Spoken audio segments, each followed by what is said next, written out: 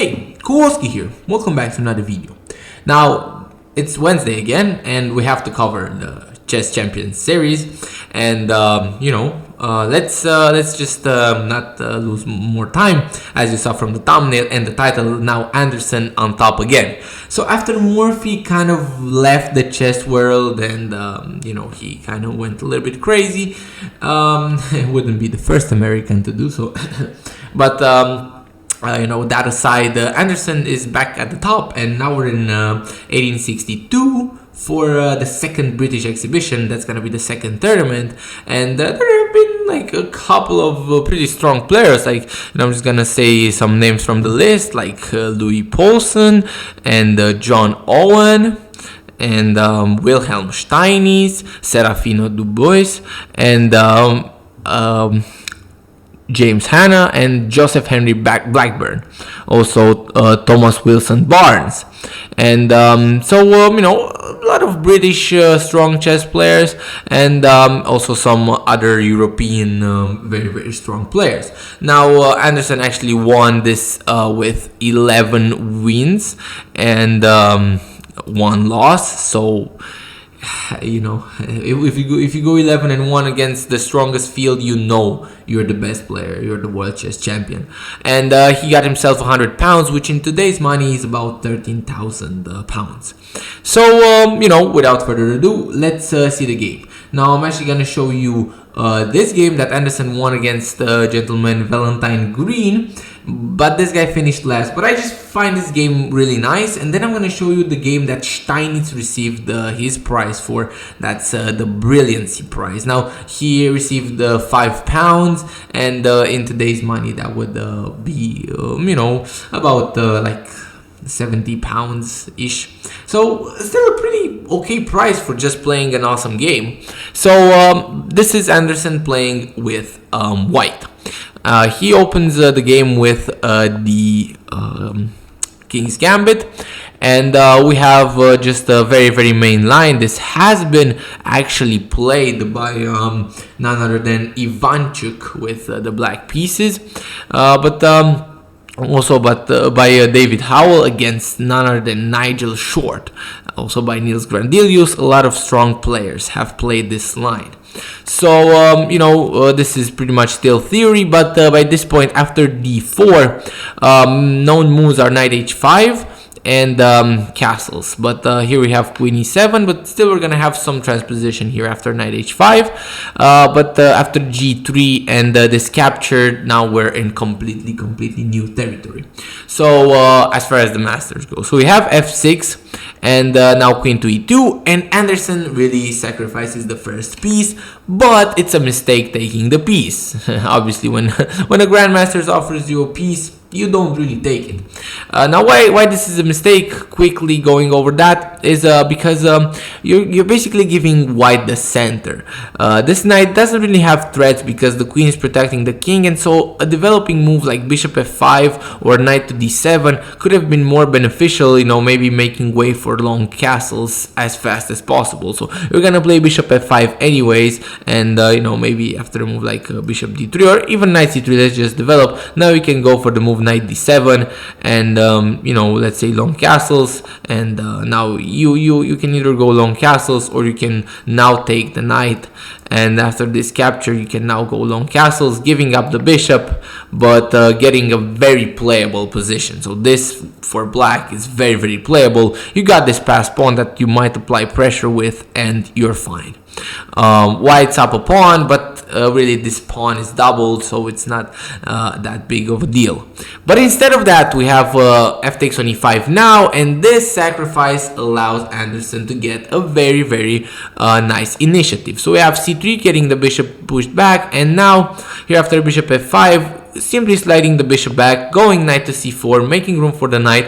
h5 now, it's simply just going d6, attacking the queen. Now you don't really want to take, because if you take, you're now just completely lost. Knight takes on d6 and you just lose the bishop and you lose the rights to castle. You're done.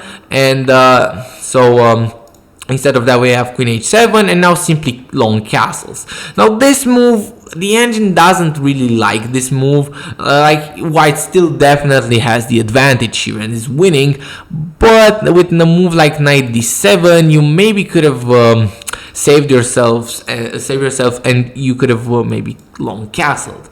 But instead, Valentine Green, Anderssen's opponent, goes knight to c6. And why this is a mistake? Because this allows d5 to come with tempo, and after the move bishop e4 attacking the rook, Anderssen obviously sacrifices the rook, the exchange basically. And now black's actually up 1 point in material, but the position is plus 10, so you know it's bad. We have queen g2, and now just simply putting immense pressure on this pawn, and you cannot defend the pawn. If you try to defend it with the king, well, just e6 check. If you take the pawn, you're walking straight into the line of every piece of white. So if you try to maybe king c8 to run back, now you lose the pawn anyway. So if you take, fun fact, this is actually forced mate in 9. You know, instead of that, black tried long castles now, but it's just too late. Queen takes on c6, king to b8, and now just knight takes on b6. And after the knight is recaptured, now bishop d5, and there's just no stopping mate. Queen h6 check, king d1, and now queen d2 or queen c1 are the best alternatives. But you know, just to illustrate the point, this mate is threatened. If you try to run away with the king, now you just get mated here. So I mean, there's no way.